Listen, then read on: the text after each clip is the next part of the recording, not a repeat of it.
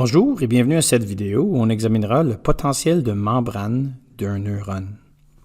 Tout d'abord, c'est quoi un potentiel de membrane? Si je dessine une cellule ordinaire, son noyau, sa membrane plasmique, on va laisser faire les organites à l'intérieur.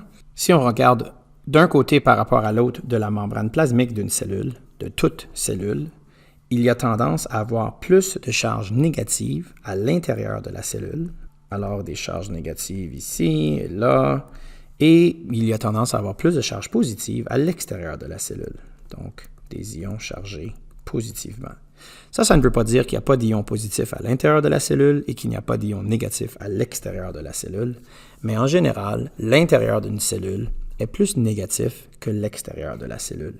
Et si on place une électrode à l'intérieur de la cellule et une électrode juste à l'extérieur de la cellule et on branche ces électrodes-là à un voltmètre, le voltmètre va enregistrer une différence de potentiel, c'est-à-dire un voltage.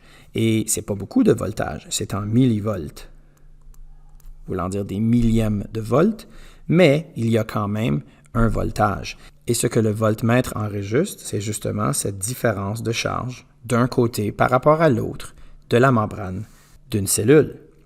Et ça, c'est vrai pour toutes les cellules.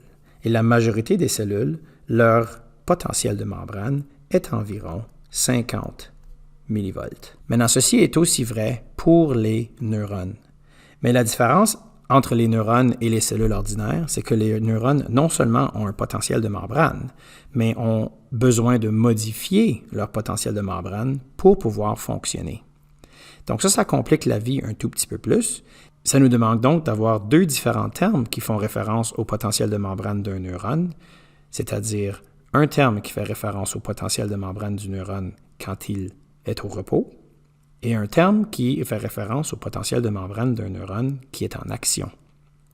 Et justement, c'est ce qu'on appelle un potentiel de repos et un potentiel d'action. Alors le potentiel de repos, ça ne veut pas dire le potentiel de membrane du neurone quand il ne fait rien, car le neurone, même au repos, est actif, et on verra ça dans une autre vidéo. Mais le potentiel de repos d'un neurone, c'est au niveau de son axone qu'on le mesurerait. Donc si je prends mon voltmètre, et comme je ferais avec une cellule ordinaire, je mets une électrode à l'intérieur de la membrane de l'axone et une autre à l'extérieur de la membrane de l'axone, le voltmètre, pour un neurone au repos, indiquerait environ négatif 70 millivolts. Ce qui veut dire que c'est légèrement plus négatif qu'une cellule ordinaire. Et encore, ce voltage est établi par le fait qu'il y a plus de charges négatives à l'intérieur de l'axone que de charges négatives à l'extérieur de l'axone. Donc l'intérieur est plus négatif que l'extérieur. Et c'est ce que le négatif, dans le négatif 70 millivolts, représente. Ça représente que l'intérieur est plus négatif que l'extérieur. Tandis qu'un neurone en action, le potentiel de membrane d'un neurone en action, est aussi mesuré au niveau de son axone, mais il est complètement différent.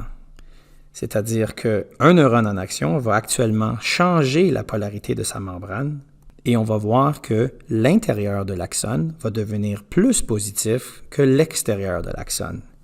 Et donc, le voltmètre va enregistrer environ 30 millivolts.